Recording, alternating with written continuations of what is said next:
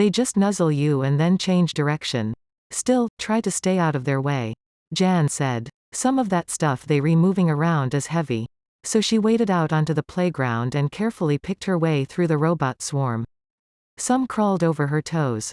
A couple twined between her feet and nearly tripped her up, and once she stepped on one and it went still and waited politely for her to step off. Once in the thick of it all, she switched on her video and began to record through the night filter. Standing there amid the whirl and racket and undulating motion of the jungle gym as it reconfigured itself, she felt like she'd arrived at some post-human future where the world no longer needed her or her kind. Like humanity's creations had evolved past their inventors. She was going to have to do a lot of writing before bed. Freddie was checking out in the lobby when Jan dropped her off at 5 a.m. It was impossible to sneak past him, and he gave her a nasty, buck-toothed smile as she passed by him. It distracted her and made the writing come more slowly, but she was a pro and her readers had sent in a lot of kind mail, and there was one from Lester, still away on his mysterious errand but sounding happier than he had in months, positively giddy. She set the alarm clock so that she could be awake for her next stop, outside of North Carolina's Research Triangle, where some local millionaires had backed a dozen new work teams. Another 3 weeks of this stuff and she'd get to go home Florida. The condo was home now, and the junkyard. Hot and sticky and inventive and ever-changing. She fell asleep thinking of it and smiling. It was 2 weeks more before Lester caught up with her, in Detroit of all places. Going back to the old place hadn't been her idea, she'd been dragged back by impassioned pleas from the local Ford and GM new work teams, who were second-generation unemployed, old Rust Belt families who'd rebooted with money from the companies that had wrung their profit from their ancestors and abandoned them.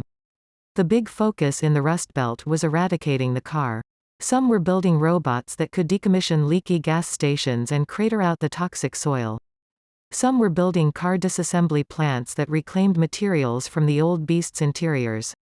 Between the Ford and GM teams with their latest bailout and those funded by the UAW out of the settlements they'd won from the automakers, Detroit was springing up anew. Lester emailed her and said that he'd seen on her blog that she was headed to Detroit, and did she want to meet him for dinner, being as he'd be in town too. They ate at Devil's Night, a restaurant in one of the reclaimed mansions in Brush Park, a neighborhood of wood frame buildings that teenagers had all but burned to the ground over several decades worth of Halloweens. In Detroit, Devil's Night was the pre-Halloween tradition of torching abandoned buildings, and all of Brush Park had been abandoned for years, its handsome houses attractive targets for midnight firebugs. Reclaiming these buildings was an artisanal practice of urethaning the charred wood and adding clever putty, cement, and glass to preserve the look of a burned-out hulk while restoring structural integrity. One entire floor of the restaurant was missing, having been replaced by polished tempered one-way glass that let upstairs diners look down on the bald spots and cleavage of those eating below. Suzanne showed up a few minutes late, having gotten lost wandering the streets of a Detroit that had rewritten its map in the decades since she'd left. She was flustered, and not just because she was running late. There was a lingering awkwardness between her and Lester, and her elation at seeing him again had an inescapable undercurrent of dread. When the waiter pointed out her table, she told him he was mistaken. Lester wasn't there, some stranger was. Short-haired, burly, with a few days' stubble. He wore a smart blazer and a loose striped cotton shirt underneath. He was beaming at her. "Suzanne," he said. Her jaw literally dropped. She realized she was standing with her mouth open and shut it with a snap. "Lester," she said, wonderingly. He got up, still smiling, even laughing a little, and gave her a hug. It was Lester all right. That smell was unmistakable, and those big, warm paws he called hands. When he let go of her, he laughed again. "Oh, Suzanne. I could not have asked for any better reaction than this. Thank you." They were drawing stairs. Dazedly, she sat down. "So did he, Lester?" she said again. "Yes, it's me," he said. "I'll tell you about it over dinner. The waiter wants to take our drink orders." Theatrically, she ordered a double scotch. The waiter rattled off the specials and Suzanne picked one at random. "So did Lester. So," he said, patting his washboard tummy. "You want to know how I got to this in 10 weeks? Huh, can I take notes?" Suzanne said, pulling out her pad. "Oh, by all means," he said. I got a discount on my treatments on the basis that you would end up taking notes. The clinic was in St. Petersburg, Russia, in a neighborhood filled with Russian dentists who catered to American health tourists who didn't want to pay U.S. prices for crowns. The treatment hadn't originated there. The electromuscular stimulation and chemical therapy for skin tightening was standard for rich new mothers in Hollywood who wanted to get rid of pregnancy bellies. The appetite-suppressing hormones had been used in the Mexican pharma industry for years. Stem cells had been an effective substitute for steroids when it came to building muscle in professional athletic circles the world round. Genomic therapy using genes cribbed from hummingbirds boosted metabolism so that the body burned 10,000 calories a day sitting still. But the St. Petersburg clinic had ripped, mixed and burned these different procedures to make a single, holistic treatment that had dropped Lester from 400 to 175 pounds in 10 weeks. Is that safe? She said. Everyone asks that. He said, laughing. Yeah, it's safe if they re-monitoring you and standing by with lots of diagnostic equipment. But if you willing to take slower losses, you can go on a way less intensive regime that won't require supervision. This stuff is the next big gray market pharma gold. They violating all kinds of pharma patents, of course, but that's what Cuba and Canada are for. Right. Inside of a year, every fat person in America is going to have a bottle of pills in his pocket, and inside of 2 years, there won't be any fat people. She shook her head. Lester, you look incredible. I am so proud of you. He ducked his head. He really did look amazing. Dropping the weight had taken off 10 years, and between that and the haircut and the new clothes, he was practically unrecognizable. Does Perry know? Yeah. Lester said. I talked it over with him before I opted for it. Jan had mentioned it in passing. It was a business his ex-wife was tangled up with through her mafia connections, and once I had researched it online and talked to some people who had the treatment, including a couple MDs. I decided to just do it. It had cost nearly everything he made from Codacell, but it was a small price to pay. He insisted on getting dinner. Afterward, they strolled through the fragrant evening down Woodward Avenue, past the deco skyscrapers and the plowed fields and community gardens, their livestock pens making soft animal noises. It's wonderful to see you again, Lester, she said truthfully. She really missed him, even though his participation on her message boards had hardly let up, though it had started coming in at weird hours, something explained by the fact that he'd been in Russia. Walking alongside of him, smelling his smell, seeing him only out of the corner of her eye, it was like nothing had changed. It's great to see you again too. Tentatively, he took her hand in his big paw. His hand was warm but not sweaty, and she realized it had been a long time since anyone had held her hand. Heart pounding. She gave his hand a squeeze. Their conversation and their walk rambled on, with no outward acknowledgement of the contact of hand on hand, but her hand squeezed his softly now and again, or he squeezed hers, and then they were at her hotel. How did that happen, she asked herself. But then they were having a nightcap, and then he was in the elevator with her, and then he was at the door of her room, and the blood was roaring in her ears as she stuck her credit card in the reader to open it. Wait, she tried to say. Lester, hang on a second, is what she tried to say, but her tongue was thick in her mouth. He stepped through the door with her, then said, I need to use the bathroom. With relief, she directed him to the small water closet. The room was basic now that she was her own boss, she wasn't springing for Crown Plazas and Hiltons. This was practically a coffin and there was nowhere to sit except the bed. Her laptop was open and there was a lot of email in her inbox, but for once, she didn't care. She was keenly attuned to the water noises coming from behind the door, each new sound making her jump a little. What was he doing in there, inserting a fucking diaphragm? She heard him work the latch on the door and she put on her best smile. Her stomach was full of butterflies. He smiled back and sat down on the bed next to her, taking her hand again. His hand was moist from being washed, and a little slippery. She didn't mind. Wordlessly, she put her head on his barrel chest. His heart was racing, and so was hers. Gradually, they leaned back, until they were side by side on the bed, her head still on his chest. Moving like she was in a dream, she lifted her head from his chest and stared into his eyes. They were wide and scared. She kissed him. Softly. His lips were trembling and unyielding. She kissed him more insistently, running her hands over his chest and shoulders, putting one leg over him. He closed his eyes and kissed her back. He wasn't bad, but he was scared or nervous and all jittery. She kissed his throat, breathing in the smell, savoring the rough texture of his 3-day beard. Tentatively, he put his hands on her back, stroked her, worked gradually towards her bottom. Then he stopped. "What's wrong?" she said, propping herself up on her forearms, still straddling him. She saw that there were tears in his eyes. "Lester, what's wrong?" He opened his mouth and then shut it. Tears slid off his face into his ears. She blotted them with a corner of hotel pillow. She stroked his hair. "Lester." He gave out a choked sob and pushed her away. He sat up and put his face in his hands. His back heaved. She stroked his shoulders tentatively. Finally, he seemed to get himself under control. He sniffled. "I have to go," he said. "Lester, what's wrong? I can't do this." He said. Just tell me." She said. "Whatever it is. Tell me, you didn't want me before." He said it simply without accusation, but it stung like he slapped her in the face. "Oh, Lester," she said, moving to hug him, but he pushed her away. "I have to go," he said, drawing himself up to his full height. He was tall, though he never seemed it before, but he was tall, 6'4" or taller. He filled the room. His eyes were red and swollen, but he put on a smile for her. "Thanks, Suzanne. It was really good to see you again. I'll see you in Florida."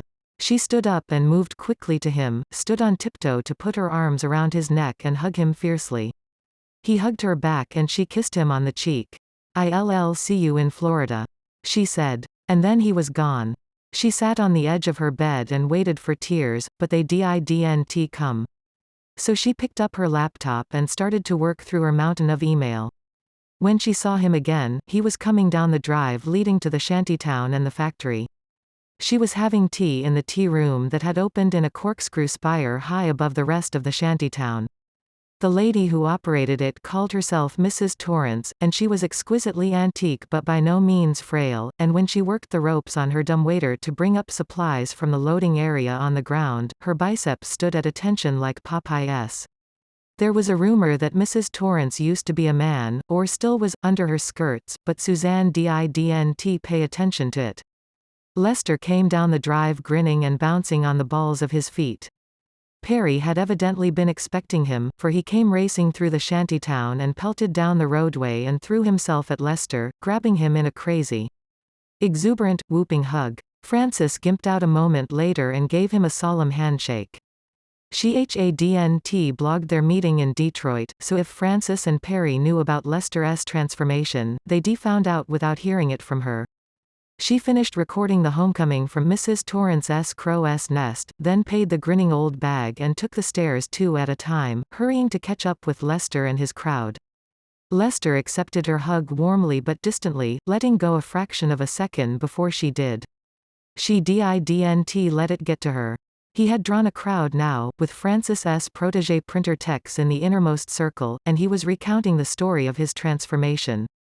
He had them as spellbound as a roomful of Ewoks listening to C-3PO. "Shit, why don't we sell that stuff?" Jason said. He'd taken a real interest in the business end of their 3D printer project. "Too much competition," Lester said. "There are already a dozen shops tooling up to make bathtub versions of the therapy here in America. Hundreds more in Eastern Europe. There just won't be any profit in it by the time we get to market. Getting thin on the cheap's going to be easy. Hell, all it takes to do it is the stuff you'd use for a meth lab. You can buy all that in a kit from a catalog." Jason nodded, but looked unconvinced. Suzanne took Lester's return as her cue to write about his transformation. She snapped more pics of him, added some video. He gave her 10 minutes description of the therapies he'd undergone, and named a price for the therapy that was substantially lower than a couple weeks at a Hollywood fat farm, and far more effective.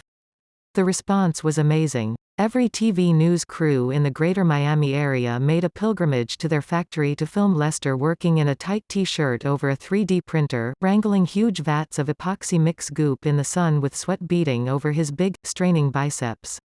Her message boards exploded. It seemed that a heretofore unsuspected contingent of her growing readership was substantially obese. And they had friends. Lester eventually gave up on posting. Just so he could get some work done. They had the printers to the point where they could turn out new printers. But the whole system was temperamental and needed careful nursing. Lester was more interested in what people had to say on the engineering message boards than chatting with the fatties. The fatties were skeptical and hopeful in equal measures. The big fight was over whether there was anything to this, whether Lester would keep the weight off, whether the new skinny Lester was really Lester, whether he'd undergone surgery or had his stomach stapled.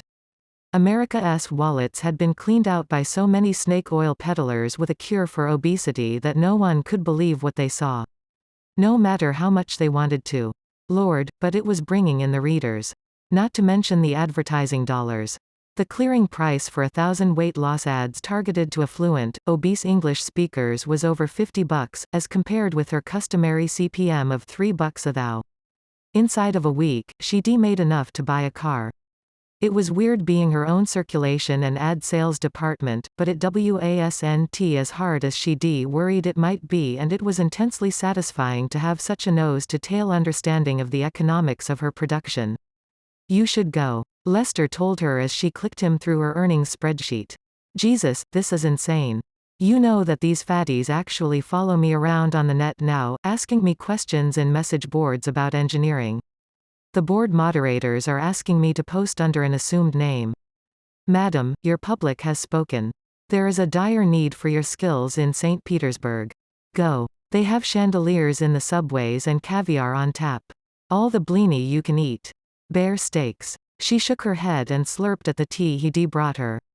You re-joking. It's all mafia there. Scary stuff. Besides, I am covering this beat right now. New work isn't going anywhere. Suzanne. We'll be here when you get back. And this story is one that needs your touch.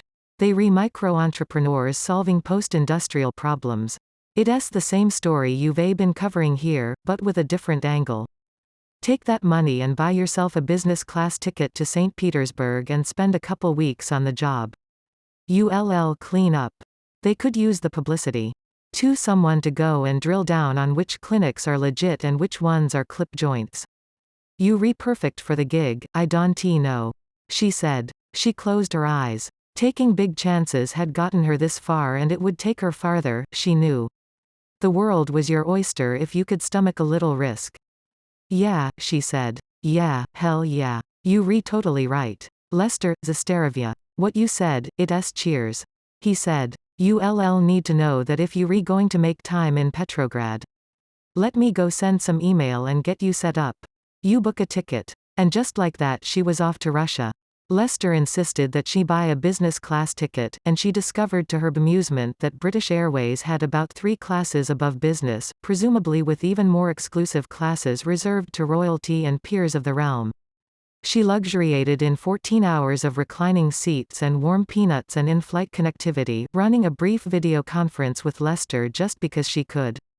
Jan had sent her a guide to the hotels and she'd opted for the Pribaltiskaya, a crumbling Stalin-era 4-star of spectacular, Vegas-esque dimensions. The facade revealed the tragedy of the USSR's unrequited love affair with concrete, as did the cracks running up the walls of the lobby.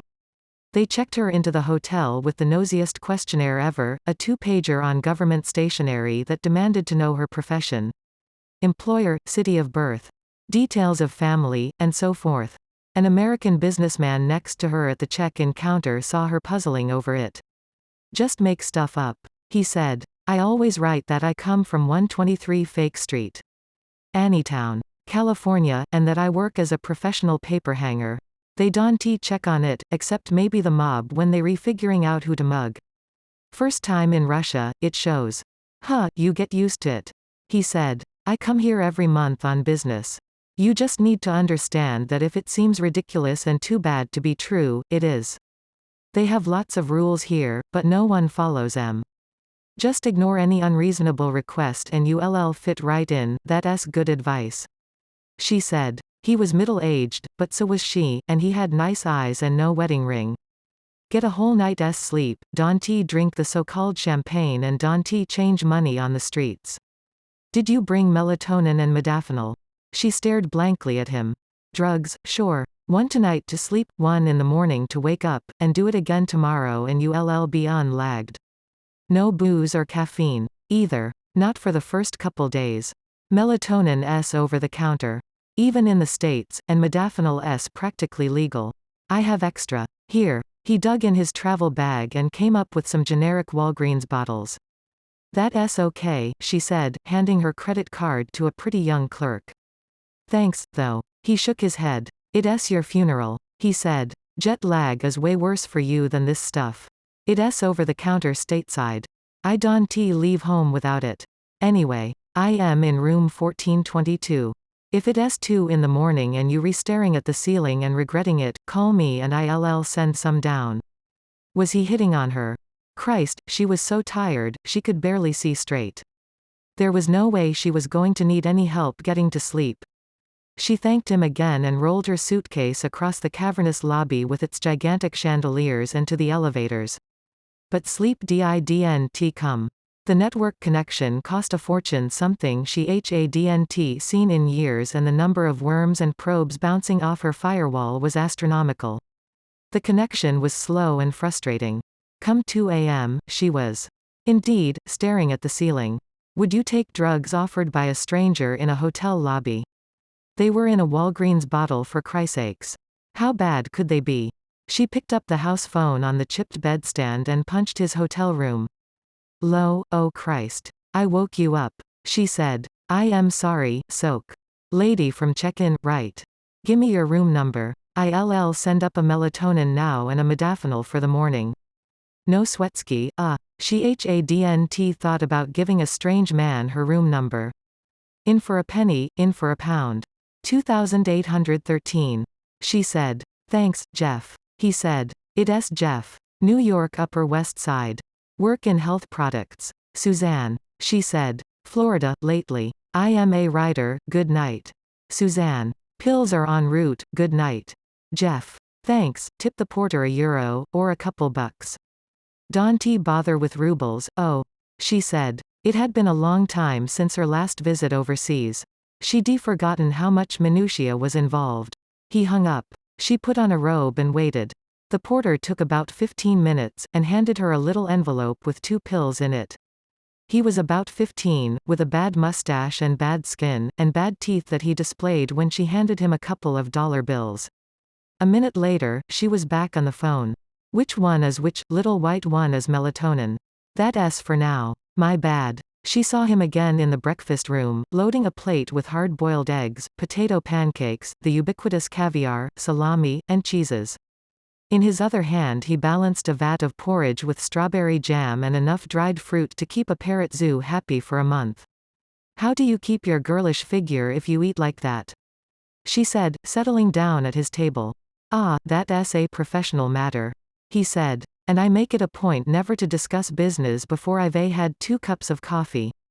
He poured himself a cup of decaf. This is number 2. She picked her way through her cornflakes and fruit salad. I always feel like I don't get my money's worth out of buffet breakfasts. She said. Don't worry. He said. I'll make up for you. He pounded his coffee and poured another cup. Humanity returns. He said, rubbing his thighs. Marther, the creature waketh. He said in high Igor. She laughed. You are really into, substances. Aren't you? She said. I am a firm believer in better living through chemistry. He said. He pounded another coffee. Coffee and modafinil are an amazing combo. She'd taken hers that morning when the alarm got her up. She'd been so tired that it actually made her feel nauseated to climb out of bed, but the modafinil was getting her going. She knew a little about the drug, and figured that if the TSA approved it for use by commercial pilots, it couldn't be that bad for you. So, my girlish figure. I work for a firm that has partners here in Petersburg who work on cutting-edge pharma products, including some stuff the FDA is dragging its heels on, despite widespread acceptance in many nations. This one included. One of these is a pill that overclocks your metabolism. I've been on it for a year now, and even though I am a stone calorie freak and pack away 5,000 or 6,000 calories a day, I don't gain an ounce. I actually have to remember to eat enough so that my ribs don't start showing. Suzanne watched him gobble another 1,000 calories. Is it healthy, compared to what? Being fat. Yes, running 10 miles a day and eating a balanced diet of organic fruit and nuts. No. But when the average American gets the majority of her calories from soda pop, healthy is a pretty loaded term. It reminded her of that talk with Lester, a lifetime ago in the IHOP. Slowly, she found herself telling him about Lester's story. Wait a second, you Suzanne Church. New Work Church. San Jose Mercury News Church. She blushed. You can't possibly have heard of me, she said. He rolled his eyes. Sure. I shoulder surfed your name off the check-in form and did a background check on you last night just so I could chat you up over breakfast. It was a joke, but it gave her a funny, creeped out feeling. You kidding? I am kidding. I've been reading you for freaking years. I followed Lester's story in detail. Professional interest. You the voice of our generation, woman. I'd be a Philistine if I didn't read your column. You not making me any less embarrassed, you know. It took an effort of will to keep from squirming. He laughed hard enough to attract stares. All right. I did spend the night Googling you. Better, if that's the alternative. I'll take famous. I suppose, she said. You hear writing about the weight loss clinics. Then, yes, she said. It wasn't a secret, but she hadn't actually gone out of her way to mention it. After all, there might not be any kind of story after all. And somewhere in the back of her mind was the idea that she didn't want to tip off some well-funded newsroom to send out its own investigative team and get her scoop. That is fantastic, he said. That's just, wow, that's the best news I've had all year. You taking an interest in our stuff, it's going to really push it over the edge. You'd think that selling weight loss to Americans would be easy, but not if it involves any kind of travel. 80% of those lazy insular fucks don't even have passports. Ha. Don't quote that. Ha, ha, she said. Don't worry. I won tea. Look, how about this, we'll meet in the lobby around 9, after dinner, for a cup of coffee and an interview. She had gone from intrigued to flattered to creeped out with this guy, and besides, she had her first clinic visit scheduled for 10 and it was coming up on 9, and who knew what a Russian rush hour looked like. Oh, okay. But you've got to let me schedule you for a visit to some of our clinics and plants just to see what a professional shop we run here. No gold teeth shiny suit places like you get if you just picked the top Google AdWord. Really American standard places, better even. Scandinavian standard. A lot of our doctors come over from Sweden and Denmark to get out from under the socialist medicine systems there. They run a tight ship. Yeah sure, you betcha. He delivered this last in a broad Swedish bork. She said. It all depends on scheduling. Let us sort it out tonight. Okay, he said. Can't wait. He stood up with her and gave her a long, two-handed handshake. It's a real honor to meet you, Suzanne. You one of my real heroes, you know that, she said again. Thanks, Jeff. He seemed to sense that he'd come on too strong. He looked like he was about to apologize. That's really kind of you to say, she said. It'll be good to catch up tonight. He brightened. It was easy enough to be kind, after all. She had the front desk call her a taxi. She'd been repeatedly warned off of gypsy cabs and any vehicle that one procured by means of a wandering tout. She got into the back, had the doorman repeat the directions to Lester's clinic twice to the cabbie, watched him switch on the meter and checked the tariff, then settled in to watch St. Petersburg go flying by. She switched on her phone and watched it struggle to associate with a Russian network. They were on the road for all of 5 minutes, long enough to note the looming bulk of the Hermitage and the ripples left by official cars slicing through the traffic with their blue blinking lights when her phone went nutso.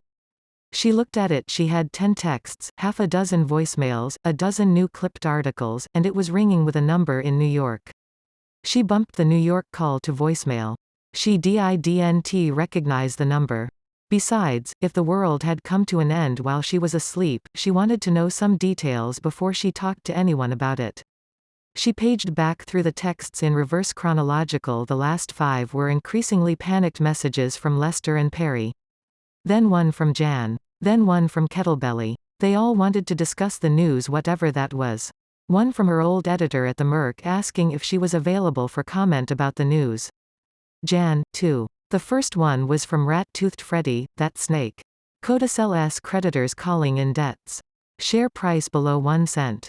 Imminent Nasdaq delisting. Comments. Her stomach went cold, her breakfast congealed into a hard lump. The clipped articles had quotes from Kettlewell: "We will see to it that all our employees are paid, our creditors are reimbursed, and our shareholders are well done by through an orderly wind down." Perry: "Fuck it, I was doing this shit before Codicell, don't expect to stop now," and Lester: "It was too beautiful and cool to be real." I guess. Where she was mentioned, it was usually in a snide context that made her out to be a disgraced pitchwoman for a failed movement. Which she was. Basically. Her phone rang. Kettlewell. "Hi.